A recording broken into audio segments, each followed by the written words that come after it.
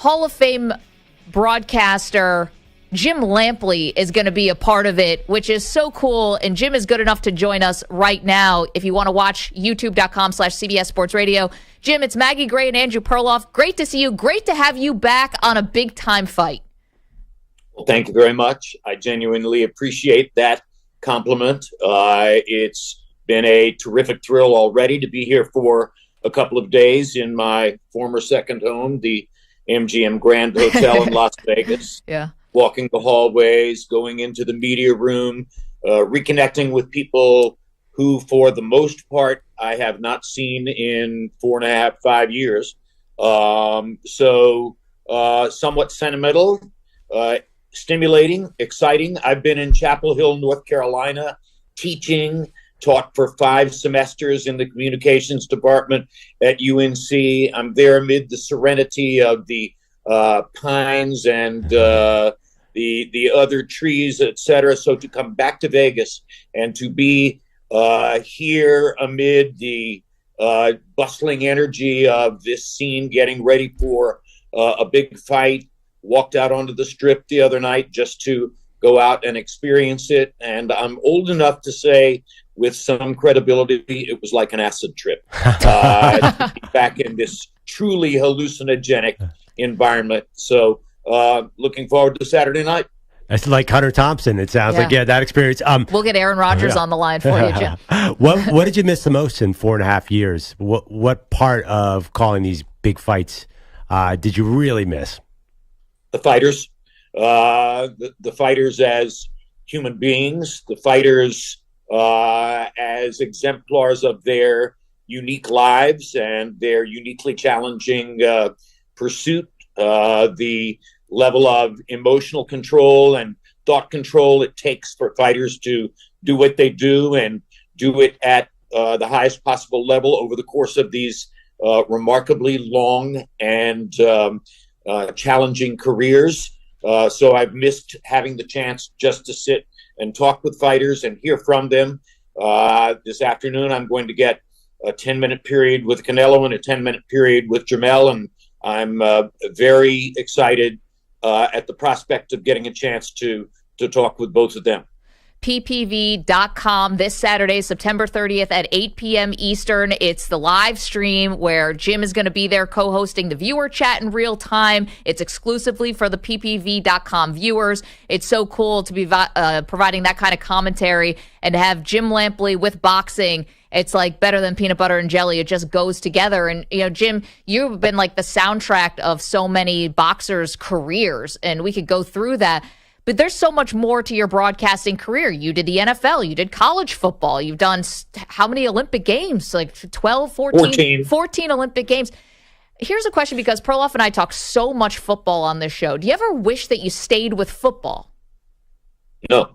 If I, quote, stayed with football and made that my exclusive focus, I wouldn't have gone to 14 Olympics, and I wouldn't have called all the prize fights that I called. And I'm not saying that I don't love football, but eventually, organically, through bizarre career circumstances, I wound up as the blow-by-blow voice of ABC sports boxing coverage, somewhat as the inheritor to Howard Cosell in that role. And then from there, I ultimately migrated to HBO at a period when HBO was very clearly the broadcast pinnacle of the sport. And I say that not to denigrate Showtime. They certainly came after us in a big and exemplary way as the years went by. But at the moment I went to HBO, it was the shrine of televised boxing. Yep. That was the best and most coveted chair in that particular pursuit. And I got it. And that was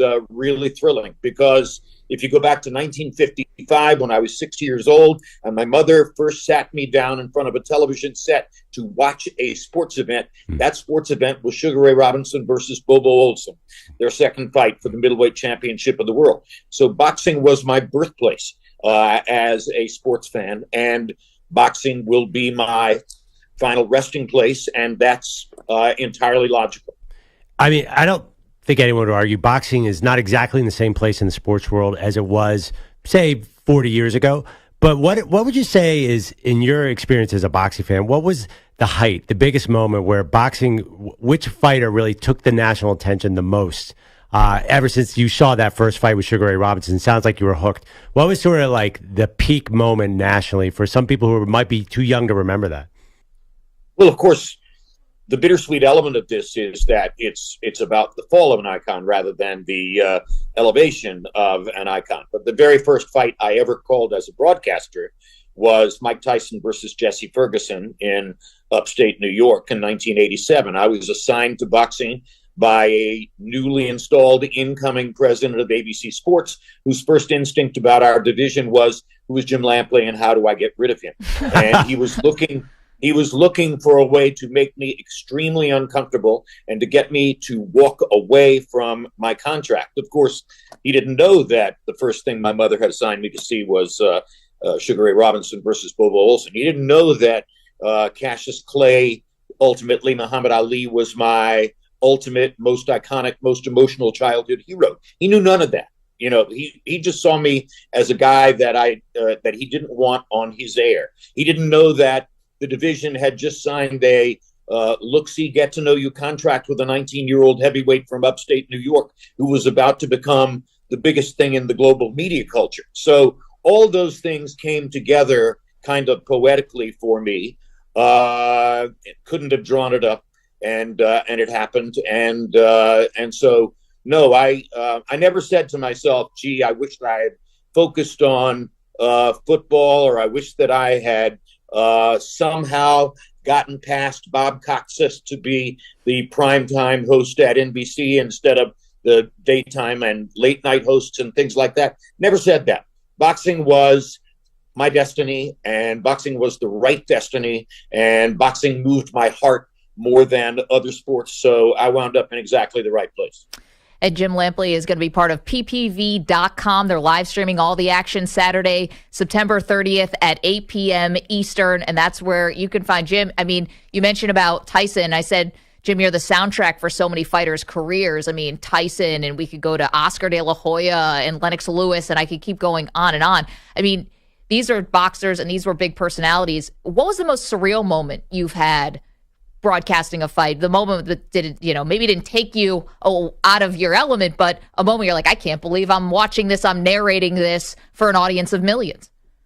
Well, if you're talking about surreal, that of course would be the moment when a guy in a man-made helicopter type contraption landed on the ring apron in Las Vegas behind Caesar's Palace the night of the second fight between Riddick Bowe and Evander Holyfield. But if it's pure boxing related, surely you can guess that it was that moment in an almost completely silent 34,000 person crowd in an arena in Tokyo, Japan, when Buster Douglas, as a 42-1 betting underdog, after a fight which he has controlled and dominated all the way, throws the 4-punch combination that drops Mike Tyson on his back and brings an end to all of the mythification of Tyson. And I'm sitting at ringside with Ray Leonard and Larry Merchant. Can remember it like it was yesterday. And as the count is reaching 7, 8, 9, 10, my thought is, what am I going to say? What can I possibly say that won't damage this amazing moment of drama which has taken place? Do I just remain silent and let it play out, or is there something to say? And at that time, I lived in Hollywood, so thank you for the opportunity to name drop. At that time, I was developing and building a great friendship with the most meaningful movie actor of my generation, Jack Nicholson. And not too terribly long before that, on a golf course, I had asked Jack, when you're getting ready to shoot the fulcrum scene, the moment that really changes the way people feel about the movie, what is it you're trying to keep in your mind as a mantra for that? And he said, Lamp, ever since the first moment of acting school, it's always been the same thought: don't overact. So Tyson's there on the canvas. I'm headed toward that moment. I hear Jack in my head, don't overact. And therefore the call is, Mike Tyson has been knocked out. Pretty much in that tone. pretty much in that voice is still mine. And I you don't ever want to say something was perfect, but it was perfect in its understatedness, and it particularly in that arena where 34,000 people were behaving as though it was the Ryder Cup. I needed to be something other than American sportscaster hysterical at that moment, and I achieved it. So I'm proud of that one. I'm proud of other calls as well, but you said surreal. That was a surreal scene and a surreal outcome, and it happened. We're talking about history and legacy here. We're talking to Jim Lampley. Tell us what's at stake for Canelo Alvarez, and where, when you think about his, I know he has more boxing ahead, starting this weekend, but when you think about his legacy, what's distinctive about Canelo to you? Legacy is the right word, because what's distinctive is the effective, long-term, fight-to-fight, moment-to-moment management of his career. Fighters do that from the inside out. We all have been brought up by boxing movies and boxing lore to believe that managers and trainers have enormous influence over the fighters. Tyson was purely the product of Cus D'Amato. Ali was the product of Angelo Dundee, et cetera, et cetera. I don't believe that. It's an extremely deeply personal, insular sport. Canelo is where he is and where he was as the result of decisions that Canelo has made all along the way for a very long career. 59 wins, 2 losses, and 2 draws. And by the way, how's this for a coincidental perspective statistic going into this fight? He's 59-2-2. Tramel Charlo is 35, 1-1. Added up, 94, 3-3. They have had 100 fight results between them. They are 94, 3-3. So think of the consistency of that over a long period of time. Think of the day-to-day training devotion it takes to get to that. And that's what I'm focused on going into Saturday night is, who is Canelo now? And after everything he has invested in this and everything he's put into this, he made a matchmaking mistake in fighting Dimitri Bivol. There was nobody in the Western world who was clamoring for Canelo Alvarez to fight Dimitri Bivol. He didn't have to do that.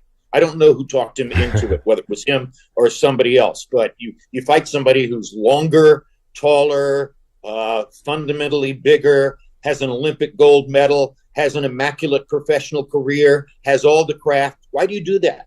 I'm not sure what it was that prompted him to do that. And from the first moment that they're in the ring together, you can see, matchmaking mistake. He must have underestimated exactly what this is. So now that knocks him out of the number 1 pound for pound perch. Did Canelo want to retire number 1 pound for pound? No question in my mind about that.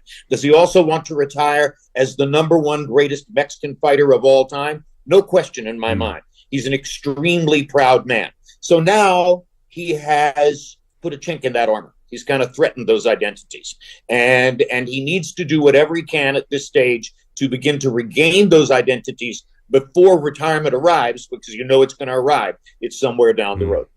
Jim, can't tell you how much we appreciate this. Thank you so much for the great stories, and we can't wait for this ppv.com. Very cool. Live streaming all the action Saturday, September 30th, 8 p.m. Eastern. This is the big Canelo Alvarez, Tramel Charlo fight. The fact that Jim Lampley is a part of it is great for us boxing fans. So thank you, Jim. Thank you to both of you. I really enjoyed this. Appreciate Thank you, that. Jim. All right, that's the one and only Jim Lampley.